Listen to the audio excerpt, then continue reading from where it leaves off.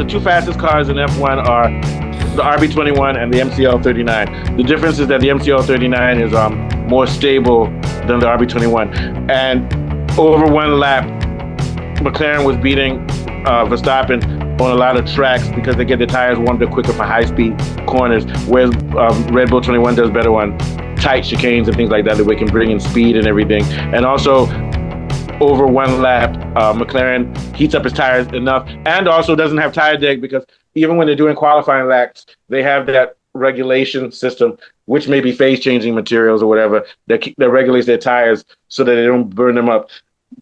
And in general, they had a lot more long race pace than Red Bull. They will always have more. At the end of the year, Verstappen was driving well enough to massage the tires, and the car was improved for tire deg, that sometimes Verstappen would have better race pace. But a lot of that is dirty air. But the question we want to ask is not why was McLaren much faster than Red Bull, because they weren't much faster. They were just more stable. The question is, why are they faster than everybody else? Ferrari, Mercedes, and everybody else, not just for one lap, because one lap is not really their thing. It's actually race pace. But even on one lap, they were faster.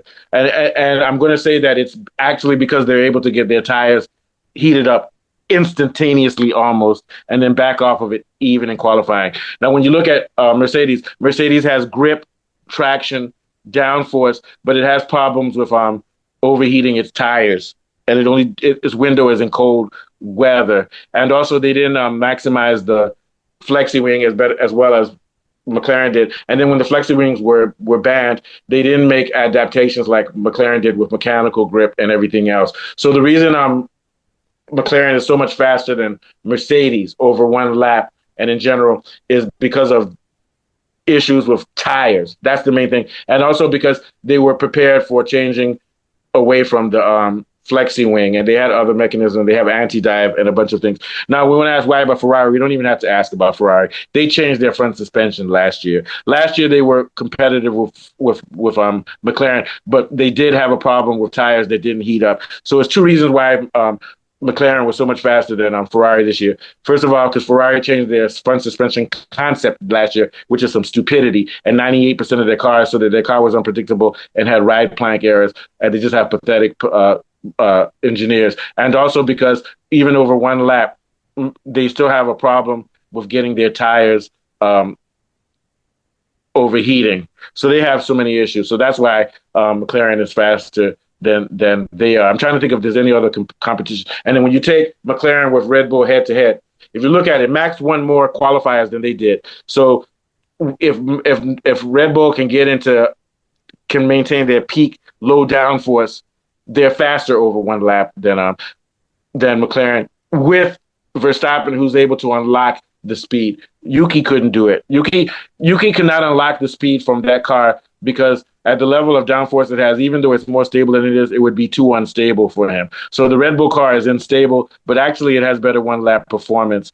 And once they got their suspension and other issues taken care of and got their tires better, and also having the driving of Verstappen, they even started doing well in sectors with high-speed corners and long-flowing corners, which wear out your front tires that isn't usually there. But the whole point of this whole episode is just to talk about explaining why McLaren was so much faster over a lap. They were so much faster over a lap, once again, because they were able to heat up their tires, whereas Mercedes had overheating, and it's the opposite for Ferrari. Ferrari couldn't get their tires warmed up fast enough, and Red Bull was just as fast but had too many balance and instability issues, and that was the main difference, because McLaren is not really a rocket ship. It's not a low downforce high-speed car. It's just very stable and has very good tires.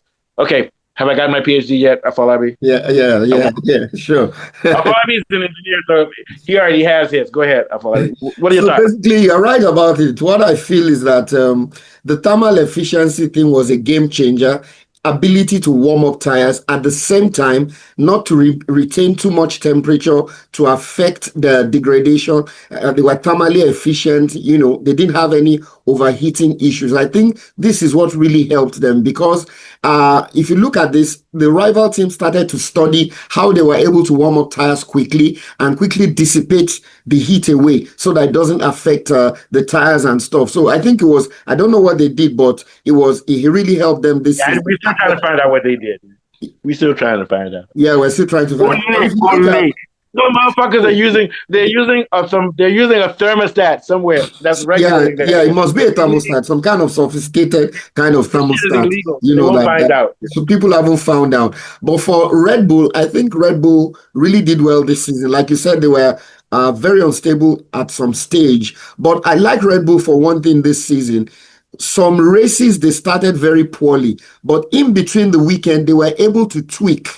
And because they have a very adaptable driver, they were able to still win those races in spite of the fact that they didn't start well. So I think they were very adaptable this season. And it's a testament to the kind of driver they have who constantly gave them feedback, the kind of feedback that engineers can easily relate to. And I think that's what really helped them. Because if you look at some of their performances in the free practice and maybe in the qualifying, it may not be too good. And then on race day, you could see that the difference in performance and race pace.